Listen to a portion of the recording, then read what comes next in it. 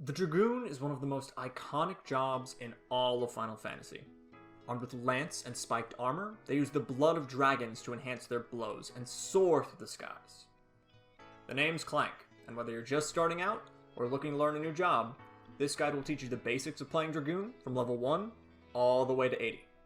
I'll be covering core elements of the game, the special mechanics of Dragoon, and the general order in which to use your skills. The Dragoon evolves from the Lancer class, which can be chosen when you create a new character or unlock the Lancers Guild in Gridania, starting at level 10. But before we begin, I need to discuss a few things. First, while I'll cover many things in this guide, rule number 1 is the most important by far. Try not to die. You're useless while dead, so keep yourself alive at all costs, even if you have to ignore everything else in this guide. It's also important to know that attacks in Final Fantasy XIV go on cooldown when used, preventing their use for a short time. This game is all about managing cooldowns, and the goal is pretty simple. To do lots of damage, try to keep as many things on cooldown as possible. Finally, in this guide I'll also generally be explaining attacks in the order you obtain them, but I will be skipping around a bit in order to group similar attacks together for easy explanation. I'll also be sure to review everything at the end of the guide, so if you're confused about a specific attack, check there. With that out of the way, let's start at level 1, where you learn the weapon skill, True Thrust. When a weapon skill is used, it puts all other weapon skills on a short cooldown. This is called the Global Cooldown, or GCD. Due to this short cooldown, weapon skills are your bread and butter attacks, and make up most of your damage on Dragoon. If we are trying to keep as many things on cooldown as possible, weapon skills, which put multiple attacks on cooldown, are priority number 1. Always use them as soon as they are available, and keep them on cooldown at all times. They also have another property, combos.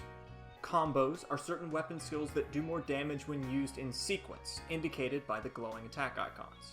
The first basic combo for Dragoon is True Thrust into Vorpal Thrust into Full Thrust. Be careful though, because if the wrong weapon skill is used, the combo will break and you'll have to start over. When using weapon skills, your goal is to always be comboing. Dragoon isn't limited to just one combo though.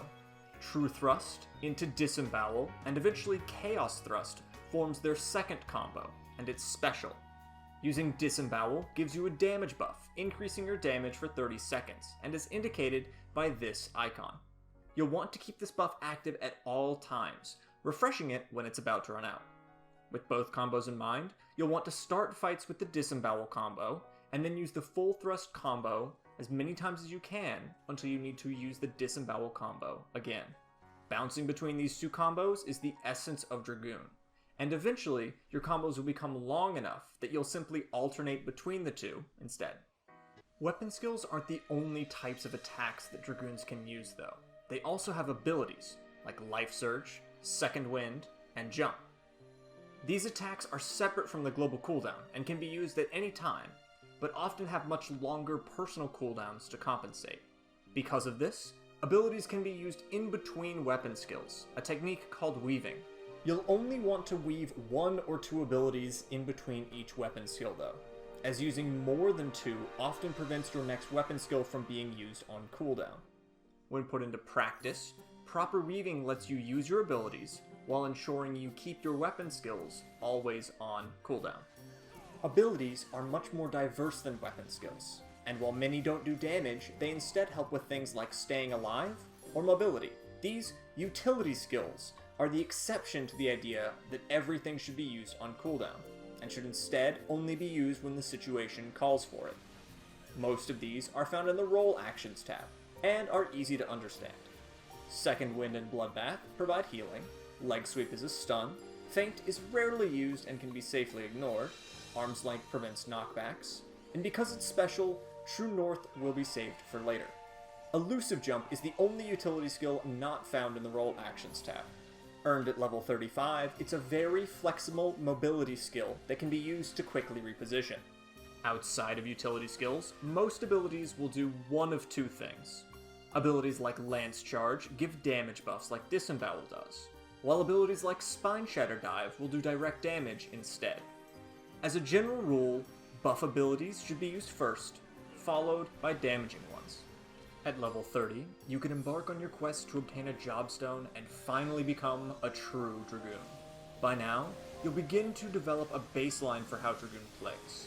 Start fights with the Disembowel combo, then use as many full thrust combos as you can until Disembowel needs to be refreshed. While this happens, you'll be weaving in abilities, such as buffs like Lance Charge, followed by damaging abilities like Jump. And if the situation arises, use a utility skill, like using Second Wind to stay alive. Now I need to make a special note about two attacks: Piercing Talon and Life Surge. Piercing Talon is your only ranged attack, but it does low damage and breaks your current combo. Because of this, it should only be used as a last resort, and avoided whenever possible. Life Surge, on the other hand, is great. It's a unique ability that buffs the damage of your next weapon skill, instead of increasing your damage for a short duration. As such, it should only ever be paired with your strongest weapon skills, like Full Thrust, or Vorpal Thrust if you haven't learned it yet. At level 40, you get Doom Spike, a very important weapon skill. It hits multiple enemies at once in a line in front of you, and because of this, it does more damage than your other combos when fighting 3 or more enemies. It will be your main attack when fighting packs of monsters and dungeons. Doom Spike also becomes a combo at level 62 with Sonic Thrust, and 72 when you learn Curthin Torment.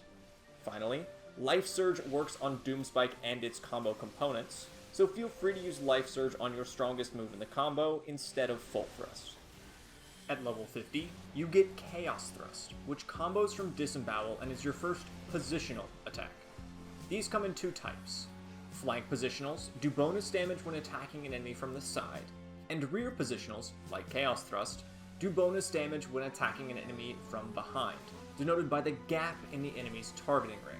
While you should always try to land positionals correctly, it won't always be possible. In those instances, use True North, a utility skill gained at level 50 that gives you the bonus damage of positionals no matter what side you attack from. I should also talk about a special property of jumping attacks, like Spine Shadow Dive, Dragonfire Dive, and Jump. These abilities have long animation times, and as such can only be weaved between weapon skills one at a time. Trying to weave a jumping attack with another ability simply takes too long, and will prevent your next weapon skill from being used on cooldown. The long animations also cause another problem. They briefly lock you in place when used, which can make dodging attacks difficult. Be careful of where you're standing before you use them. After level 50, things start to get more complicated. At 54, you obtain Blood of the Dragon, a very special buff. It improves the damage of your jumps, and later on unlocks access to multiple special attacks. By level 58, you will have gained access to 2 new moves, your 4th combo pieces, Fang and Claw, and Wheeling Thrust. Full Thrust leads into Fang and Claw, and Chaos Thrust leads into Wheeling Thrust.